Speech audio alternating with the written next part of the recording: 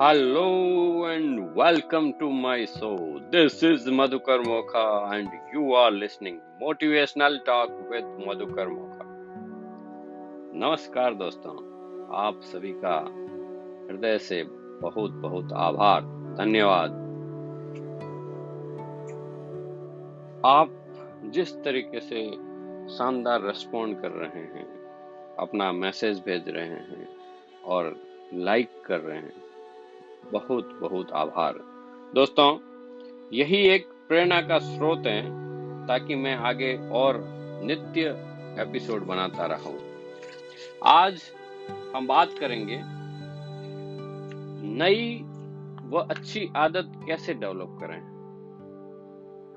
हम चाहते हैं कि हमारे जीवन के अंदर कुछ नया होता रहे, लेकिन एक अच्छी आदत, गुड हैबिट्स को कैसे डेवलप करें, हम कैसे अपनी डेली लाइफ के अंदर इनकॉर्पोरेट करें। उससे पहले जो प्रॉब्लम आ रही है, जहां से हम अटकते हैं, टालम टोल या आलस्य या सुस्ती जो छा जाती है, वो हम इंसानों के साथ एकदम जुड़ी हुई है और आदतन हमारे साथ ऐसा हो जाता है। तो ये एक्चुअल में होता क्या है कि हमारे सभी जीवों का जो शरीर है ना, वो कार्य करने के लिए दिया हुआ है। आप देखेंगे ना, प्रकृति का हर जीव जंतु हर वक्त कुछ न कुछ कार्य करता रहता है।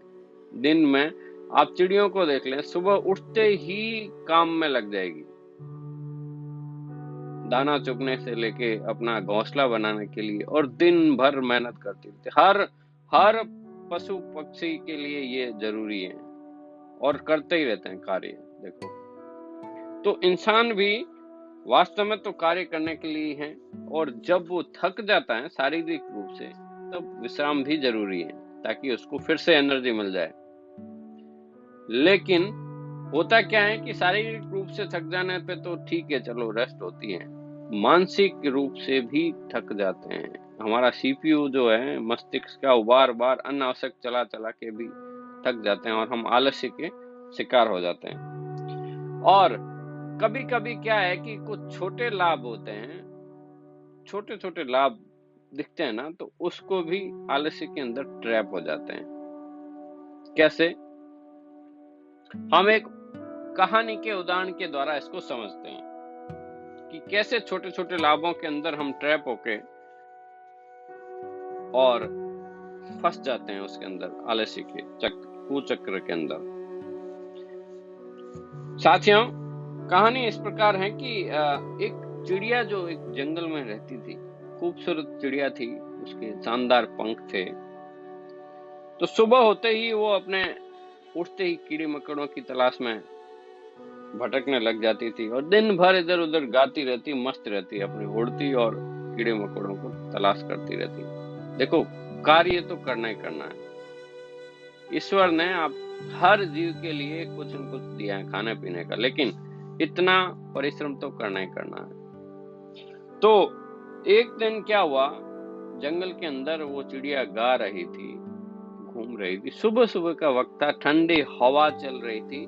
तभी क्या है कि एक किसान उसी पगडंडी से वहां से गुजर रहा था। तो उसने चिड़िया से बात की और उसकी प्रशंसा की कि बोले, तुम गाती बड़ा मस्त हो, गजब का गा रही हो। जाहिर है कि प्रशंसा सुनने के बाद कौन रुकेगा नहीं। ये तो नेचुरल है कि कोई आदमी प्रशंसा कर रहा है तो हम सुनेंगे ही सुनेंगे और खुश होंगे ही होंगे। तो चिड़िया ने अभी खुश होकर पूछा कि कहाँ जा रहे हैं आप, क्या कर रहे हैं? तो किसान ने जवाब दिया कि भाई, मेरे पास तो अब ये जो बॉक्स हैं, ये मैं अभी कीड़े भर के लेके आया हूँ। जंगल में गया था और जंगल से छोटे छोटे कीड़ों को ना इस बॉक्स के अंदर इकट्ठा करके लाया हूँ। तो बोले, इसका क्या करोगे? बोले, इसका मैं बाजार में जाऊंगा और पंख खरीदूंगा। आपके जैसी सुनहरी जो चिड़िया है ना, उसके पंख मिलते हैं तो वो खरीदूंगा। तो चिड़िया ने कहा कि तुम एक काम क्यों नहीं करते, मेरे पास बहुत सारे पंख पड़े हैं, और मैं तुम्हें अपना एक पंख दे देती हूँ, बदले में तुम मुझे कीड़े वाला बॉक्स दे दो, ताकि इससे मेरी मेहनत बच जाएगी और मुझे कीड़ों के तलाश में इधर उधर भटकना भी नहीं पड़ेगा। चिड़िया की बात सुनकर किसान तो खुशी खुशी तैयार हो गया, क्योंकि उसकी भी मेहनत बच रही थी।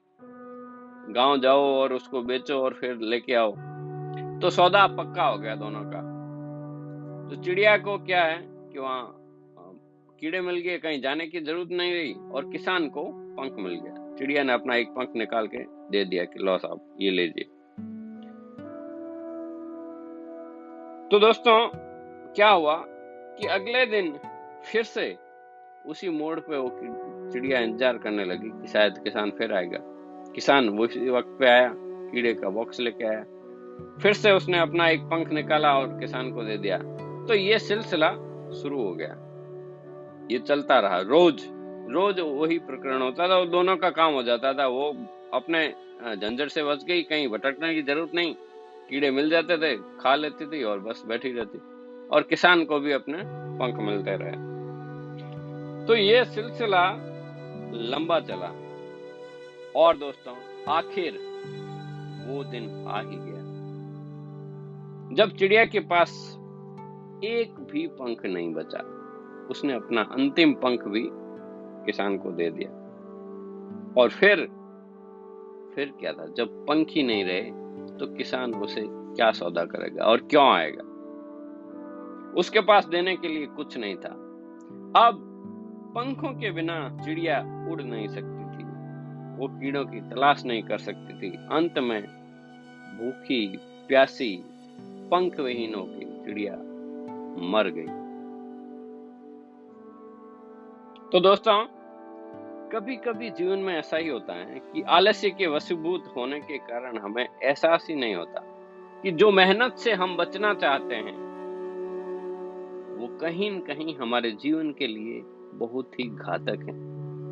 तो हम यहाँ पृथ्वी ग्रह पे आए हैं कर्म करने के लिए, श्रम करने के लिए। शारीरिक श्रम भी जरूरी है। विनोद भावे कहते हैं कि बिना श्रम जो खावे चोर कहावे। ये मैंने स्लोगन आईआईटी रुड़की के ऊपर लिखा हुआ देखा था, उनका कथन। तो ये सत्य है दोस्तों, हर इंसान को शारीरिक श्रम तो करना ही करना होता है। तो आदत कैसे करनी कि ये शुरुआत कहाँ से होती है? एक्सरसाइज से, व्यायाम से। सुबह जल्दी उठकर, अब किसको पता नहीं है कि जल्दी नहीं उठना चाहिए? ऐसी देखो सूचनाओं से हमारा मस्तिष्क भरा हुआ है, ऐसा कुछ भी नहीं है जो किसी को पता ना हो, लेकिन हम आदतन करते नहीं है उस एक्सरसाइज को कि सुबह सुबह एक्सरसाइज करेंगे तो शरीर के लिए बढ़िया है। तो कोई आदत, नई आदत अगर आपको डेवलप करनी है कि भाई मेरे को उठना ही उठना है या ये कार्य करना ही करना है, तो उसको क्या करना होता है कि कोई भी आपकी रूटीन की एक आदत पकड़ लो, पुरानी कोई भी आदत को पकड़ लो।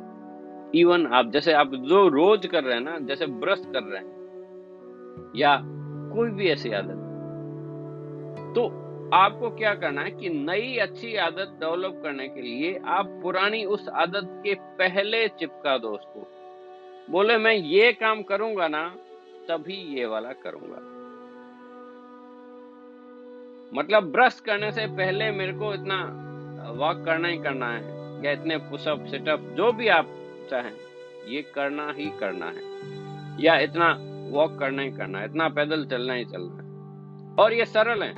ऐसे क्या होगा कि आपको याद रहेगा रोज। हाँ, खुद के प्रति ईमानदार रहना जरूरी है। अगर आप ईमानदारी से नहीं करेंगे ना तो वहां पे भी आलस आएगा। और इसमें अपने को देखना क्या है कि अपने वो लाभ देखना है जो उस एक्सरसाइज से होगा। दिमाग में सूचना देनी है, उसको बताना है कि ये एक्सरसाइज करने से मुझे कितना लाभ होने वाला है। या कोई भी आदत, जो कार्य आप नई आदत डेवलप करके आप अपने साथ जोड़ना चाहते हैं, तो उसका लाभ का आप हिसाब बताएं अपने मानसिक स्तर पर।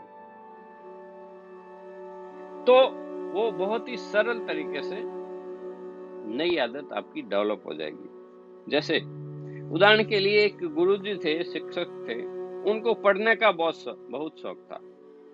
क्या भाई, सद साहित्य, अध्यात्म में उनकी रुचि थी, तो कोर्स का भी मैटर पढ़ाना था और ये भी पढ़ना था। तो वो उन्होंने क्या तय किया कि भाई कल मेरे सब्जेक्ट का एक चैप्टर पढ़ूंगा, क्योंकि पढ़ के जाएंगे तभी विद्यार्थियों को अच्छे से समझा पाएंगे ना।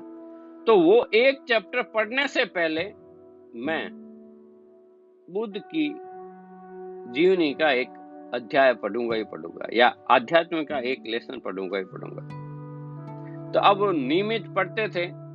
उससे क्या हुआ कि उनका जो प्राइमरी काम था, मुख्य काम था कि बच्चों को शिक्षा देना, गुणवत्ता वाली शिक्षा देना, तो वो अपनी रूटीन की पढ़ाई तो कर ही रहे थे, लेकिन उससे पहले एक्स्ट्रा में उनका जो जिस विषय में रुचि थी वो भी पढ़ने लगे।